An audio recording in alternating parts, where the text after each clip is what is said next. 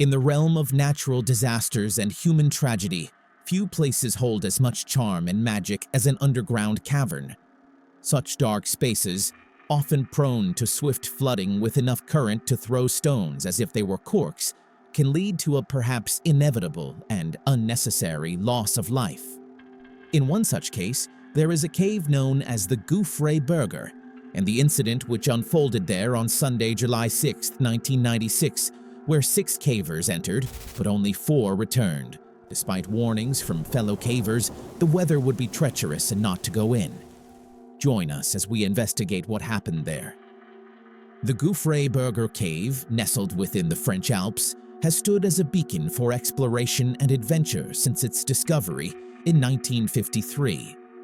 However, beneath its majestic facade lies a realm fraught with danger, where the line between triumph and tragedy is perilously thin, a lesson that would prove unheeded and fatal for one of Oxford University's most experienced potholers, Nicola Dollymore, who met her untimely demise in a segment of the cavern known as the Great Abyss.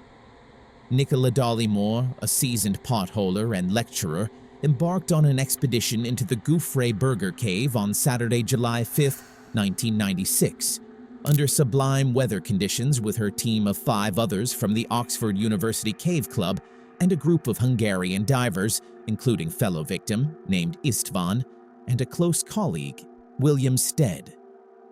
Following the steep drop into the cave from the peak, they would descend into the deepest segments of the Berger with little issue. However, by Sunday, torrential rain battered the region for more than 24 hours, and as the cavers pressed on, nature's fury would soon turn their expedition into a fight for survival. Now surrounded by rising waters and trapped 2,600 meters in one of Europe's deepest caves, Nicola Dollymore and her companions faced a relentless adversary. As flash floods surged through the cave, cutting them off from their surface support, they found themselves stranded below ground, with food supplies dwindling and hope fading.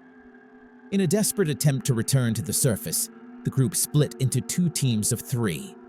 The first group would remain underground and collect equipment, while the second group, comprised of William, Nicola, and a Hungarian named Pivo, would return to the surface.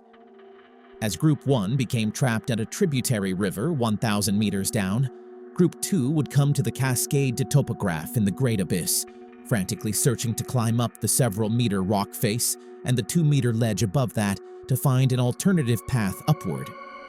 William Stead, and later Pivo, would successfully, though just barely, climb up the 5-foot diagonal rope atop the ledge as water began to surge down above them and make it to temporary safety. However, Nicola, in spite of using all of her strength to climb up, was unable to reach the ledge due to her jammer impeding her progress. Without a large amount of force to push her or the use of her mechanical ascenders, she was unable to be moved out from under the icy waters, rushing onto her head, and tragically had to be left behind by her fellow divers.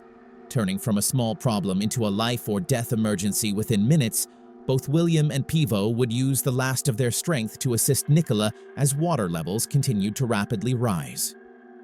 Later, when they failed to return on that Sunday evening, their absence raised the alarm, and emergency crews of over 200 volunteers converged on the cave, launching a dire rescue effort. Despite the valiant efforts of rescue teams, after 2 days of agonizing uncertainty and determination, Nicola Dollymore's fate had already been sealed.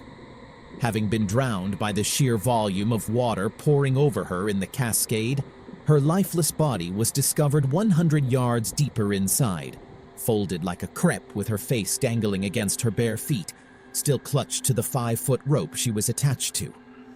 One of the fellow divers on the first team, István, would also be found days later, having drowned in rising water in an attempt to recover more equipment. In the aftermath of Nicola Dollymore's death, conflicting accounts emerged regarding the circumstances leading to the tragedy. While expedition members attested to Nicola and her companions' experience and preparedness, locals and experts questioned the wisdom of venturing into the cave amidst fierce weather conditions. Meanwhile, doctors and other medical professionals disagreed about the post-mortem autopsy, that claimed that Nicola had died of strangulation instead of drowning. However, given the precarious situation the divers were found in, such trivial disagreements were eventually dismissed. Nicola Dollimore's tragic death reverberated far beyond the confines of the Gouffre Berger cave, leaving a permanent mark on the caving community and beyond. Officials from both Oxford University and local investigators at the time recall shielding Nicola's grieving, distraught husband and family from the worst of the news to arise in the hours following the discovery of her body, whilst her loved ones and many friends and students held vigils in her name for the loss they now collectively shared, inconsolable and forever scarred.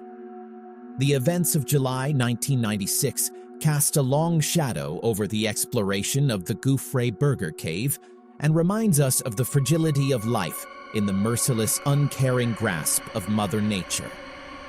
For any who may wish to explore it themselves, we urge you to approach exploration with humility and vigilance.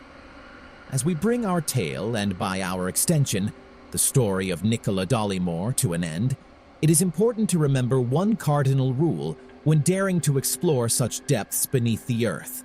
Caverns are not to be trifled with.